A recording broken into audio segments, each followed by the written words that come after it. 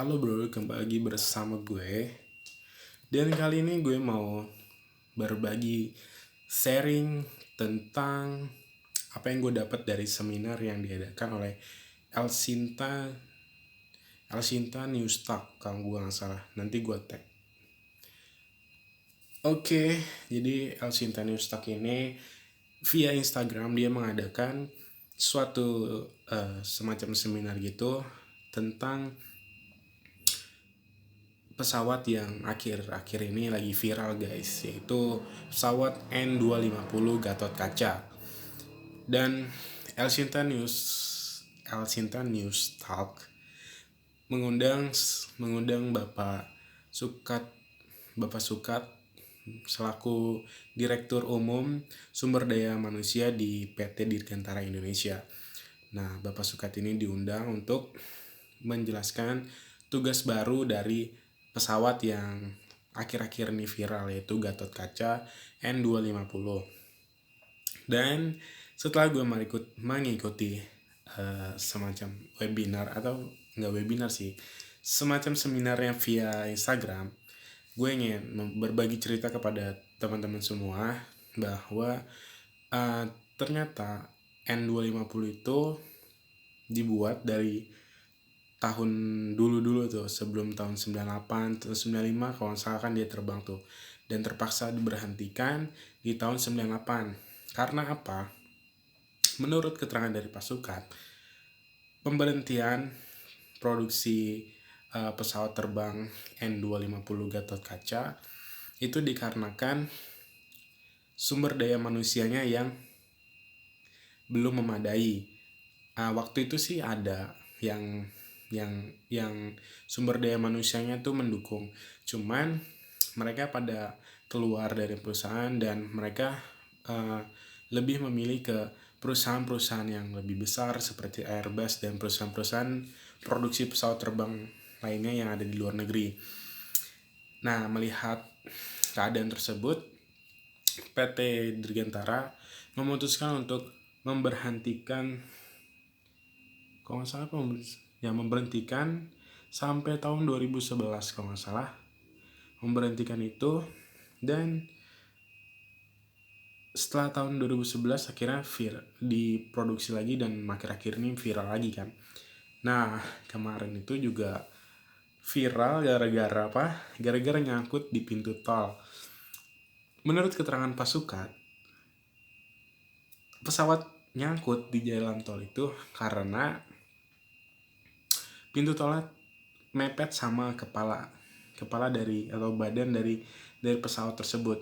Emang menurut keterangan pasukan, semua rute yang dilewati oleh pesawat itu sudah disurvei sama TNI Angkatan Udara. Agar apa? Agar bisa jalan dengan lancar. Dan akhirnya ekspektasinya tidak sesuai dengan kenyataan. Ya wallahu alam ya, mungkin itu udah takdir dari Yang Maha Kuasa agar pesawat Gatot Kaca bisa viral di Indonesia. Jadi pas pesawatnya itu mentok sama pintu tol, akhirnya ban dari mobilnya itu dikempesin, terus jalan pelan-pelan, udah lewat dari pintu tol, baru dipompa lagi, seperti itu. Makanya bisa viral gara-gara nyangkut di pintu tol atau mentok atapnya. Pintu tol tuh mentok kan, pintu tol tuh 425. Nah itu mepet tuh sama tinggi dari pesawat ditambah sama tinggi dari ban mobilnya itu 425, 4 meter 25 cm, harusnya 4 meter 50 cm begitu. Terus informasi yang gue dapat lagi mengenai pemberian nama Gatot Kaca dan N250. Gatot Kaca ini ternyata diberikan oleh Presiden Soeharto pada waktu itu. Nah, jadi waktu itu tuh Gatot Kaca itu versi besarnya, dan versi kecilnya tuh apa gitu, gue lupa. Gatot Kaca versi kecil itu ada namanya juga, cuma gue lupa. Mungkin teman-teman tahu, bisa sharing-sharing gitu. Nah, N250 itu N-nya itu dari nama perusahaan Nusantara, N dari Nusantara, dua engine, dua propeller, kanan kiri, dua mesin. Terus 50 itu 50 penumpang. Nah, 50 penumpang yang pesawat yang mampu menampung 50 penumpang. Nah, makanya itu diberi nama N250 atau Gatot Kaca yang sekarang lagi viral.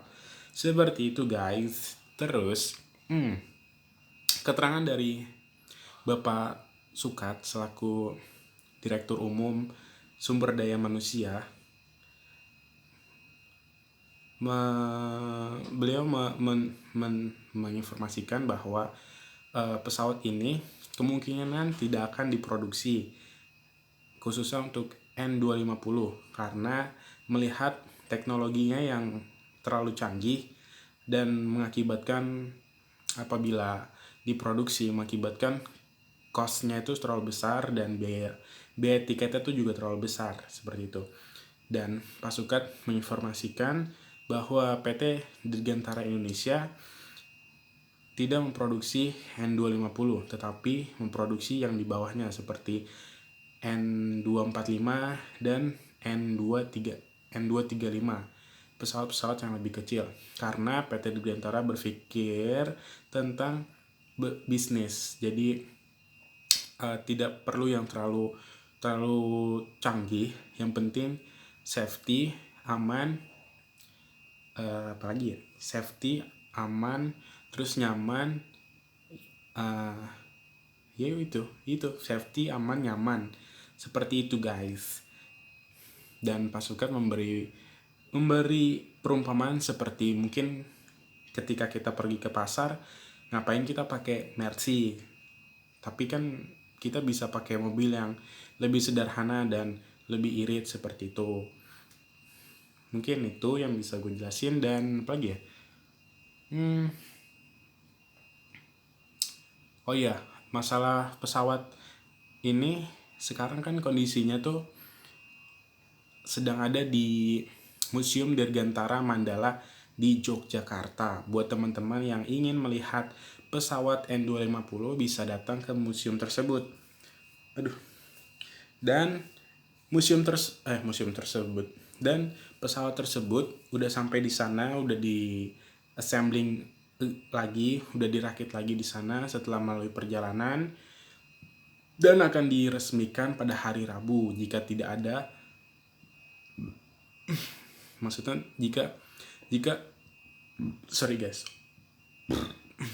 jika tidak ada kendala apapun bisa diresmikan di hari Rabu pagi dan akan dihadiri oleh Bapak Panglima, Bapak Marsikal TNI, Bapak Panglima dan Bapak Marsikal Pak Adi siapa ya, lupa gue namanya, dan jajarannya selaku pimpinan di TNI terutama TNI Angkatan Udara. Seperti itu guys informasi yang gue dapat. Apa lagi ya? Oh ya, mengenai pesawat tersebut bisa diterbangi lagi apa enggak setelah dimasukin ke museum. Oke guys, jadi buat kalian yang belum tahu tentang dunia penerbangan, sebenarnya pesawat itu sama aja kayak mobil, motor, kendaraan-kendaraan lain guys. Cuman karena dia bentuknya besar, jadi kan gampang terlihat, dan kalau dia terbang itu kan semua orang melihat tuh, ya kan. Apalagi kalau ada anak kecil minta duit gitu, padahal nggak ada yang lempar. Kalau dilempar tuh seneng kali ya. Nah, gini guys, jadi ketika suatu transportasi itu beroperasi, ada surat-surat yang harus dipenuhi, entah itu surat izin terbang, entah surat apa dan sebagainya, seperti itu guys. Jadi bisa aja pesawat Gatot Kaca ini terbang, cuman negara harus mengeluarkan cost lagi untuk izin terbangnya itu yang pertama. Yang kedua, itu kan pesawat itu sudah mati atau nggak diaktifkan selama berapa tahun tuh, 20 tahun, dari tahun 98 kan. Dari tahun 98 itu nggak diaktifkan atau nggak difungsikan sebagai mestinya, dan hanya tidur aja di di hangar di PT Dirgantara. Jadi kalau untuk menggunakan pesawat itu harus mengkalibrasi lagi dari ulang, entah itu sistemnya, lain-lain sebagainya. Dan itu makan cost lagi guys, costnya itu lebih besar lagi daripada kita, ya sih, ya makan cost lebih besar lah intinya. Tadi gue mau bandingin cost itu sama produksi pesawat baru, tapi nggak masuk ya. Intinya ada cost yang lebih besar yang harus dikeluarkan untuk kalibrasi, izin surat-surat, dan lain sebagainya. Seperti itu guys. Dan apa lagi ya? Gue mau ngasih tau apa lagi ya? Nah, kalau misalkan juga itu udah dikalibrasi nih, kemarin ya bisa terbang tuh, tapi karena kalibrasinya, terus izin terbangnya, izin lain-lainnya yang memakan kos yang cukup besar juga, makanya akhirnya dipilih pakai truk, pakai ya semacam ya truk ya kan, mobil-mobil itu kan truk ya namanya, pakai truk untuk diangkut ke Museum Dirgantara Mandala yang ada di Yogyakarta. Jadi seperti itu guys yang bisa gue sampaikan dari seminar yang diadakan oleh El Sinta Newstalk, yang diadakan oleh El Sinta Newstalk, dan mengundang Bapak Sukat selaku Direktur Umum PT Dirgantara. Oke guys, segitu aja dulu ya review tentang seminar yang gue ikutin secara online dari rumah. Oke, sampai jumpa di video selanjutnya. Bye.